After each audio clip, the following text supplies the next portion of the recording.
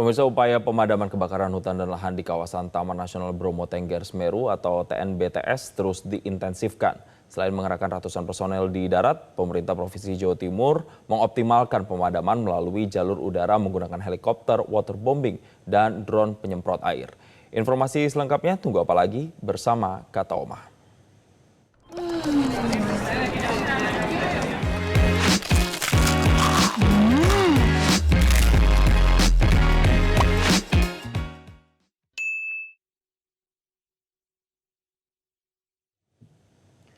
Pemadaman udara difokuskan di kawasan tebing B29 yang memiliki medan terjal. Untuk membantu proses pemadaman, Pusat Penerbangan TNI Angkatan Laut mengoperasikan helikopter PKDBM berkapasitas 1.000 liter air. Helikopter tersebut mengambil pasokan air dari Ranupani yang berjarak sekitar 300 meter dari lokasi kebakaran.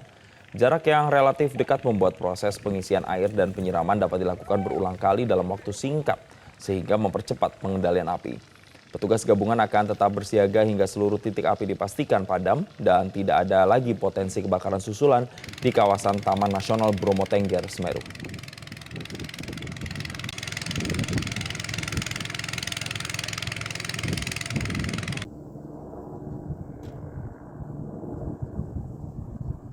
Gubernur Jawa Timur Hovifah Indar Parawansa memantau langsung proses pemadaman kebakaran hutan dan lahan di kawasan Savana Gunung Bromo, Kabupaten Probolinggo.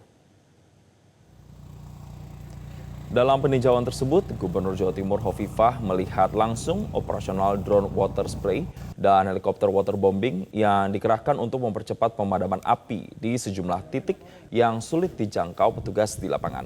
Kebakaran yang terjadi hampir sepekan terakhir itu telah menghanguskan sekitar 176,20 hektar lahan. Area terdampak membentang dari Blok Bantengan di Kabupaten Lumajang hingga kawasan Pusung Jantur, Desa Sariwani, Kabupaten Probolinggo, Jawa Timur.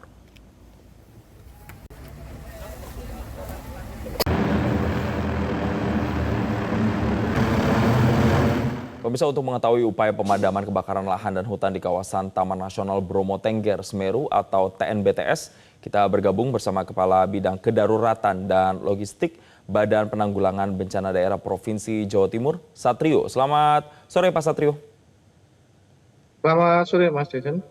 Baik, Pak Satrio, kami ingin update terlebih dahulu. Jadi seberapa besar atau seberapa luas ini titik api yang masih terpantau di Gunung Bromo dan bagaimana penanganannya hingga saat ini? Hari ini titik api meluas Mas, sampai ke penanjakan di Pasuruan juga dan juga sudah sampai ke Padang Savana. Upaya kita sudah mencoba untuk waterbombing sudah sebanyak 12 kali hari ini ya, untuk hampir sekitar 30-42 ribu liter yang kita dropping ya, air dari waterbombing. Namun karena terkendala cuaca dan angin di area Bromo, kita close untuk penerbangan untuk waterbombing jam 1 tadi siang. Jadi ini karena adanya cuaca yang buruk di atas, eh, Satgas Udara tidak berani untuk menerbangkan kembali. Jadi kita masih mengoptimalkan Satgas Darat. Begitu Mas Jason. Pak Satrio, yang kami dapat informasinya selain menggunakan waterbombing atau juga drone spray, juga sudah dilakukan langkah-langkah lain termasuk juga penyekatan titik api. Selain itu apa lagi Pak yang sudah dilakukan? Karena ini kebakaran pertama itu di hari Senin lalu, artinya sudah hampir seminggu kebakaran ini terjadi Pak. Ya, kita semua upaya sudah kita maksimalkan, baik dari sisi darat ya, kita beberapa unit damkar dan tangki dari BPBD, dari TNBTS, dari pemadam kebakaran sudah kita kerahkan.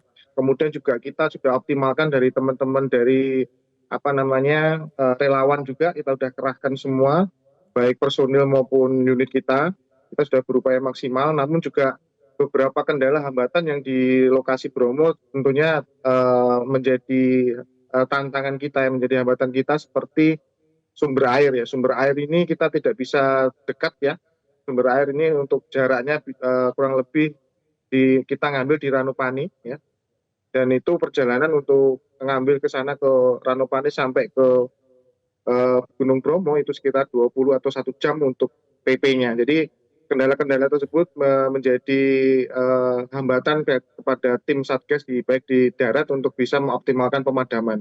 juga area-areanya untuk di Bromo ini yang menjadi fokus kebakaran adalah area-area tebing yang sulit terjangkau oleh personil. Jadi upaya yang kita laksanakan seperti yang tadi disampaikan, beberapa kita buat sekat bakar dari bawah untuk bisa memutus api yang dari atas yang membakar ke area bawah. Demikian Mas Jason.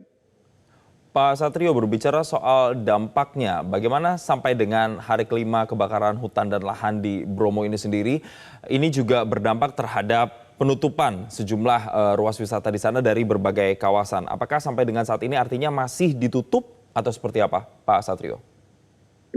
Benar Mas Jason, untuk kawasan wisata Gunung Bromo kita masih bersama dengan TNBTS sudah kita sampaikan ke masyarakat dan media bahwa untuk sementara akses masuk baik dari Lumajang maupun dari Malang maupun dari Probolinggo untuk warga, untuk wisatawan kita tutup dulu untuk kegiatan wisatawan di Bromo. Jadi nanti sampai batas waktu yang belum bisa kami pastikan kembali, paling tidak sampai kebakaran hutan dan lahan di wilayah Bromo bisa kita kendalikan.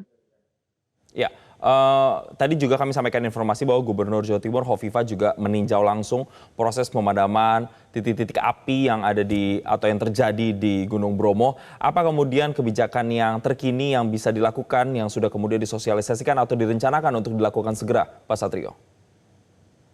Iya, benar, komitmen dari Ibu Gubernur dan Kepala BNPB untuk bisa segera mengatasi kebakaran hutan dan lahan. Beberapa kebijakan sudah disampaikan oleh beliau, sudah memberikan instruksi kepada kami sebagai tim lapangan untuk segera pemadaman, kemudian sosialisasi kepada masyarakat dan warga yang di area dan maupun pengunjung nanti untuk bisa mewaspadai, untuk bisa memitigasi ya akibat dari kebakaran hutan dan lahan, karena memang beberapa hal menjadi ancaman ya. Banyaknya warga yang masuk, wisatawan yang masuk dulu ke area Bromo ini juga berdampak kepada monitoring dan maupun pemahaman dari masyarakat ini, sehingga bisa kita tingkatkan lagi agar bisa lebih aware dalam melaksanakan kegiatan wisatanya, sehingga upaya kebakaran seperti ini tidak terjadi lagi. Beberapa kebijakan juga sudah dikerahkan oleh Ibu Gubernur untuk segera pemadaman, dan alhamdulillah hari ini 3 unit heli, 2 dari BNPB dan 1 dari Pemprov Jatim bergerak untuk bisa melaksanakan waterbombing, namun juga karena kendala cuaca ini jadi waterbombing tidak bisa maksimal.